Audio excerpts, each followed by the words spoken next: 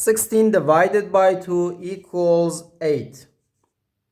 And here we have 8 divided by 2, which equals 4. So 8 divided by 4 gives us 2. But this answer is not correct, because according to the order of operations, when we have more than one division in an expression, we have to work from left to right. So here, first we have to do this division, then this division, and finally this division. If we do this division before this division, it is wrong.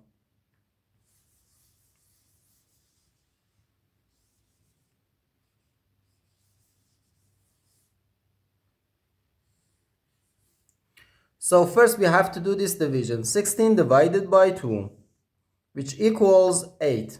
So 8 divided by 8, then divided by 2. Okay, now we have to do this division. 8 divided by 8 is just 1. So 1 divided by 2, or 1 over 2, or we can say 0.5. And this is our final answer to this problem. The correct answer is 0.5.